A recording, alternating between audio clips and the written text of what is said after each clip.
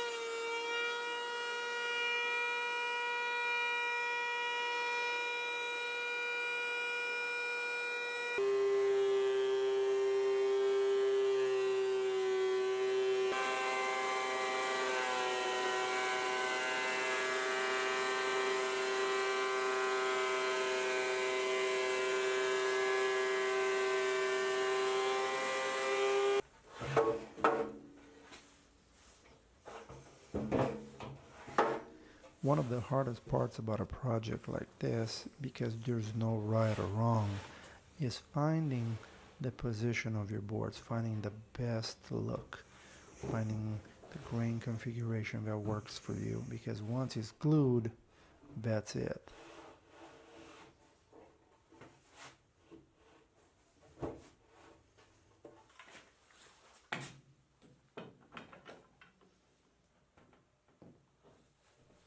I clamped everything together and then I marked the edges just so I could get an idea where I needed to stop with the glue.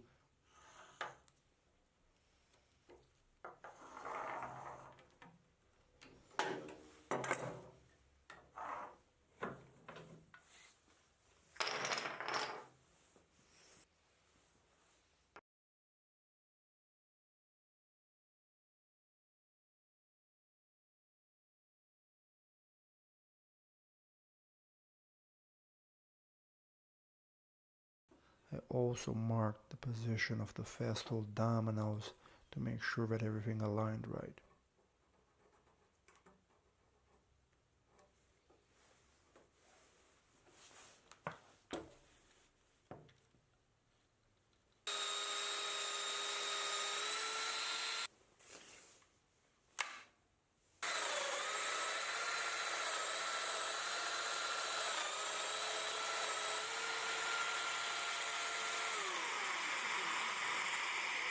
I ended up using 41 dominoes, so 82 holes later.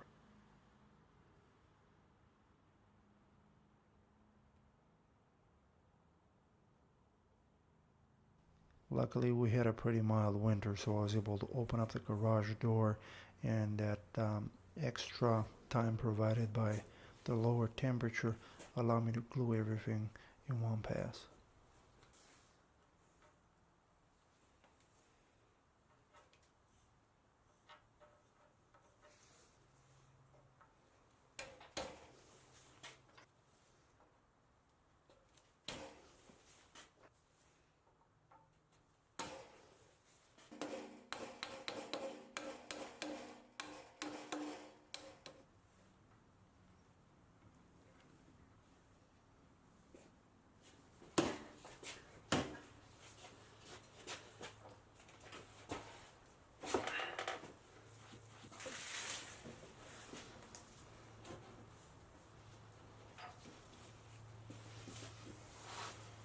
A little bit of cleanup right after glue up will save you a lot of work after everything's dry.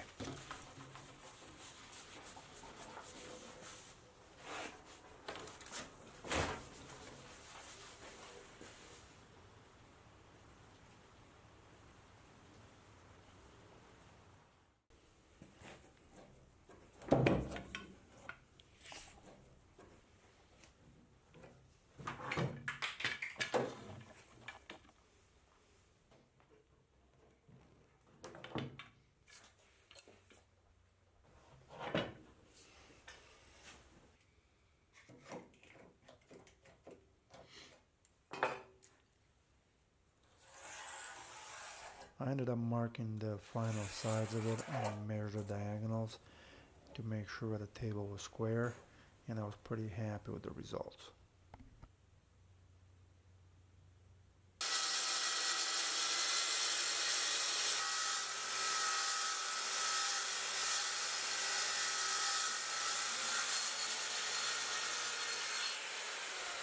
After cutting the short sides, I ended up using a dull chisel to remove the bark that was left on the long runs.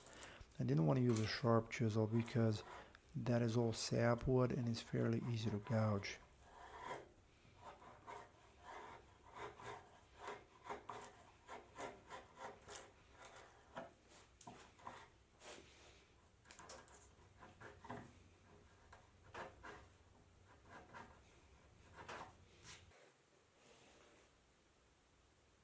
I spent a little bit of time on the top with my Stanley number 7.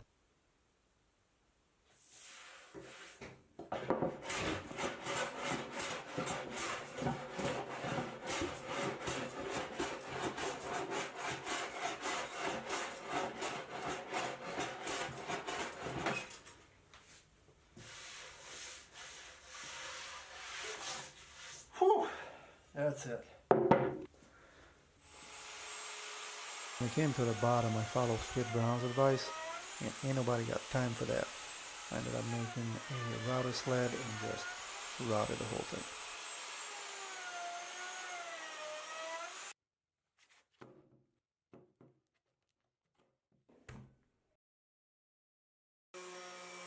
And a little bit of sanding.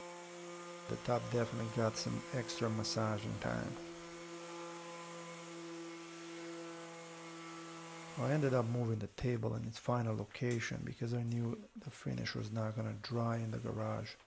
I cleaned everything using a tack cloth, and then I got my armor seal ready.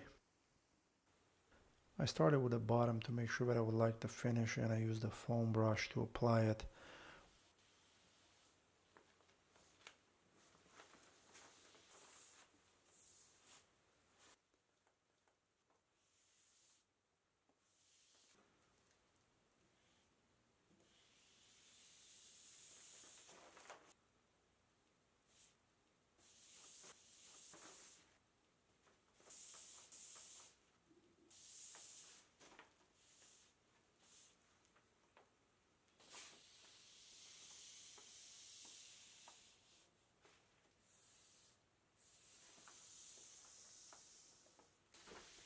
When it came to finishing the top, I decided to ditch the brush and sacrifice an old t-shirt.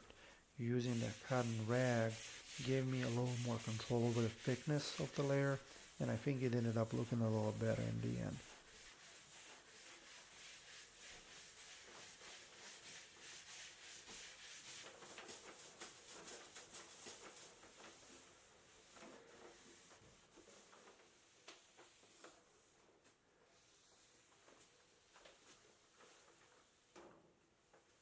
I ended up applying a total of 4 coats with a light sanding pass in between them and one very light at the end. And then it was time for some legs.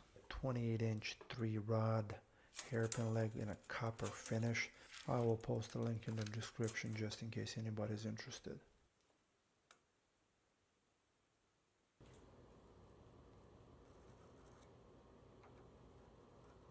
After finding the best spot for the legs, I ended up marking, drilling, and attaching them.